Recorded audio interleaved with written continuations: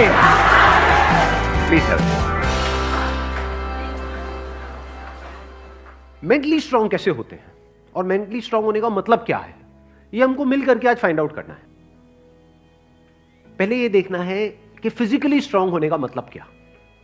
Sir physically strong को कह सकते हैं कि जिसके पास स्ट्रेंथ, स्टैमिना और एंड्योरेंस तीनों हो तो उसे फिजिकली फिट कह। Excellent point, let's give big hand for him.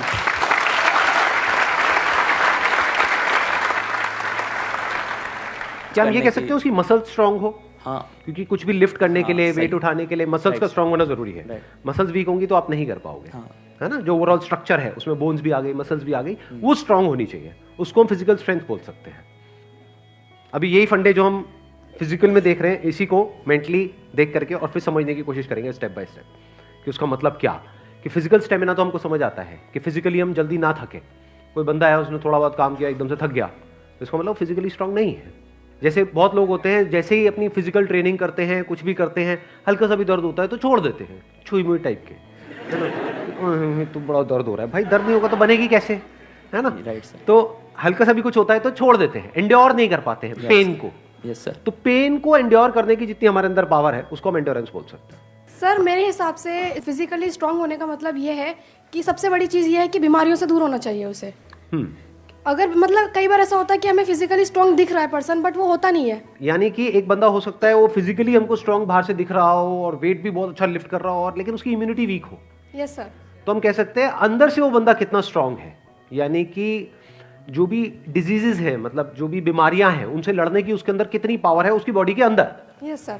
एक तो फिजिकल पावर, एक है उसकी इम्यूनिटी हम बोल सकते हैं। Yes sir. अब एक एक करके इन पॉइंट को देखते हैं कि मेंटल स्ट्रेंथ में किस तरीके से हम अप्लाई कर सकते हैं। सबसे पहले बात हमने करी फिजिकली स्ट्रांग होने का मतलब क्या, स्ट्रेंथ। मतलब आप कह लो वेट उठाना है। जैसे कहीं हम जा रहे हैं रेलवे स्टेशन पे, यहाँ पे, वहाँ पे, एयरपोर्ट पे, और अगर दोनों हाथ में पूरा भारी भारी पूरा भरा हुआ लगेज है, जैसा हम लोग इंडियंस ज़्यादातर लेकर के जाते हैं, लगेज बंदे से भारी होता है, तो सही है नहीं है? 3-3 बंदे बैठ बैठ करके उसको पैक कर रहे होते हैं घर पे, माँ चढ़ी होती है और साथ में बच्चे भी, बेटा तू भी आ जा, तू भी आ जा, पति का अरे तू क्या देगा, इधर बैठ। सारे बैठे हुए हैं और उसको बंद कर रहे हैं, फिर उसको उठा रहे हैं, है ना। तो कहने का मतलब है कि अगर आपकी मसल स्ट्रांग है तो आप उठा लोगे, एफर्टलेसली उठा लोगे। इसी को तो फिजिकल स्ट्रेंथ कहेंगे। एक है बहुत एफर्ट लगा के आपको कुछ छोटा सा काम करना पड़ रहा है, एक है बहुत बड़ा काम भी आप कर रहे हो बिना किसी एफर्ट के। क्यों? क्योंकि आपकी बॉडी स्ट्रांग है, आपकी मसल स्ट्रांग है। बिल्कुल इसी तरह से थिंकिंग मसल्स, यानी कि कोई प्रॉब्लम आई तो आप ये देख सकते हो आपकी थिंकिंग मसल्स कैसी है, बेस्ड अपॉन कि आपका रिएक्शन कैसा है जब कोई आपकी लाइफ में प्रॉब्लम आती है। 3 सिचुएशंस हैं यहां पे, तीनों को एक एक करके देखते हैं। एक है कोई बड़ी प्रॉब्लम आई हमारे सामने और हमने अपने हथियार डाल दिए और हम एकदम से परेशान हो गए, तो हम क्या कहेंगे, हमारी मेंटल मसल्स कैसी है, वीक है। मतलब बिल्कुल ऐसा हो गया कि लगेज थोड़ा सा भारी है तो लगेज भारी है मैं नहीं उठाऊंगा। अरे भाई अपने आप को स्ट्रांग कर, मैं आगे ट्रैवल नहीं करूंगा। क्यों? क्योंकि लगेज भारी है, मैं तो यही रहूंगा, बस स्टैंड पे ही रहूंगा, मैं नहीं जाऊंगा। आप हंस रहे हो लेकिन ऐसे हम करते हैं लाइफ में।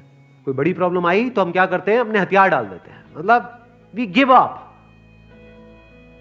फेस ही नहीं करते हैं उस प्रॉब्लम को। ऐसी कोई प्रॉब्लम नहीं है जिसका सॉल्यूशन ना हो इस दुनिया में। अगर प्रॉब्लम है तो सॉल्यूशन भी है, बट सॉल्यूशन तक पहुंचने के लिए we need thinking muscles, we need to think a lot in the right direction. और ये राइट डायरेक्शन और रॉन्ग डायरेक्शन क्या है? राइट डायरेक्शन मतलब solution oriented approach, wrong direction मतलब प्रॉब्लम ओरिएंटेड अप्रोच, कि हम प्रॉब्लम में ही जाकर के स्टक हो गए हैं, बस उससे आगे बढ़ ही नहीं रहा है हमारा दिमाग। इसको हम कह सकते हैं मेंटली हमारी जो मसल्स हैं वो वीक है, मेंटली हम वीक है। दूसरा सिनेरियो क्या है, कोई प्रॉब्लम आई, उससे हम लड़े और लड़ने के बाद में बहुत एफर्ट लगाया, बहुत दिमाग लगाया, बहुत मेहनत करी, लड़े और जीत गए, मतलब उस प्रॉब्लम का हमने सॉल्यूशन निकाल लिया। क्या हम कह सकते हैं कि आप मेंटली बहुत स्ट्रांग हो? नो। व्हाई? एग्जैक्टली, बिकॉज आपको बहुत एफर्ट लगाना पड़ रहा है। समझ गए ना? हाँ, जैसे कोई बैग उठाना है तो बहुत एफर्ट लगाना पड़ रहा है जी, दोनों हाथ लगा दिए और ये घसीट घसीट के जा रहे हो और पहुंच गए, कह रहे हो हाँ मैं तो ये मैं तो वो। भाई कुछ नहीं, तेरी कमर में लचक आ चुकी है, the second scenario is better than the first scenario but not as good as the third scenario. Third scenario क्या है? बड़ी से बड़ी भी कोई प्रॉब्लम आई हमारी लाइफ में, हम पहले ही उसके लिए तैयार थे और ऐसे सॉल्यूशन निकल के आ गया।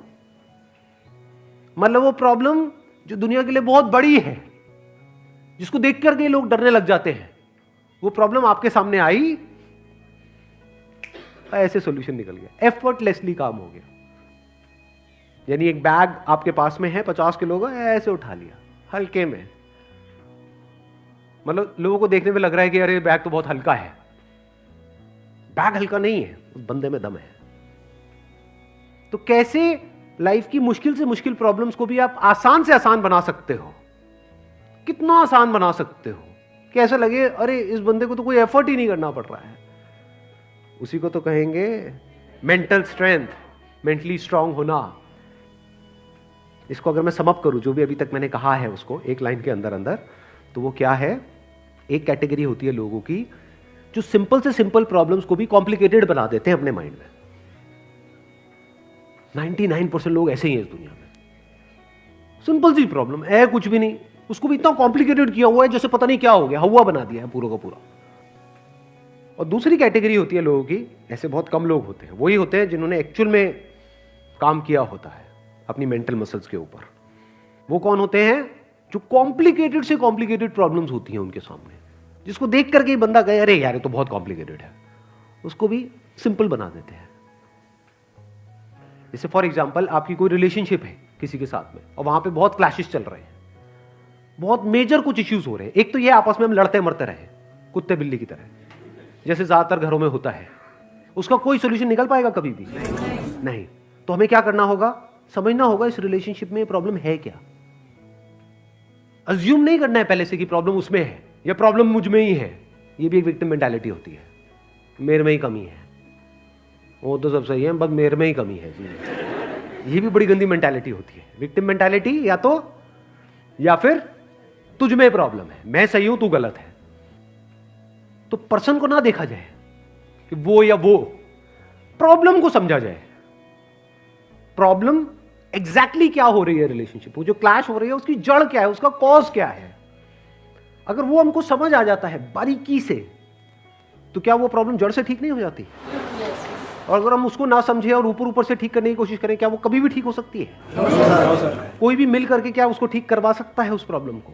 जैसे दो लोगों के बीच में प्रॉब्लम हो रही है, कोई तीसरा आ जाए उनके बीच में मीडिएटर बन करके, मैं सॉल्व करवा दूंगा तुम्हारी प्रॉब्लम, तो कुछ देर के लिए तो समझौता करा सकता है, लेकिन अगर परमानेंट उसका सोल्यूशन चाहिए तो वो कैसे होगा?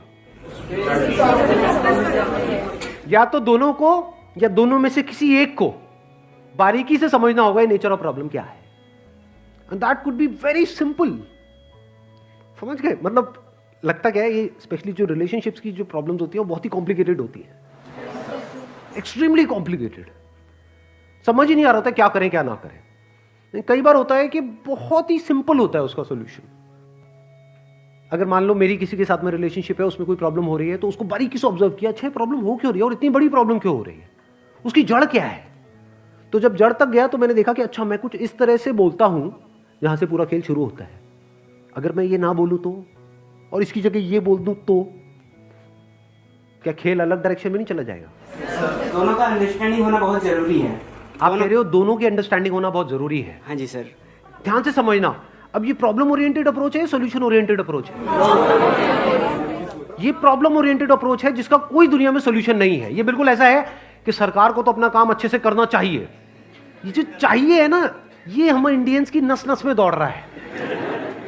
सड़कों पे सबको अपनी गाड़ी ढंग से चलानी चाहिए, रेड लाइट पे सबको रुकना चाहिए, ये होना चाहिए, वो होना चाहिए, यहाँ पे सफाई होनी चाहिए, दोनों को एक दूसरे को समझना चाहिए, जो कभी नहीं होगा। तो क्या हो सकता है, इसका सोल्यूशन क्या है? ये हो गई प्रॉब्लम ओरिएंटेड थिंकिंग कि हमारी लड़ाई की जड़ क्या है, मैं तो उसको समझता हूं वो मुझे नहीं समझती। समझ गए ना? आ गई ना प्रॉब्लम। जबकि सोल्यूशन क्या है? मुझे ही समझना है, खत्म।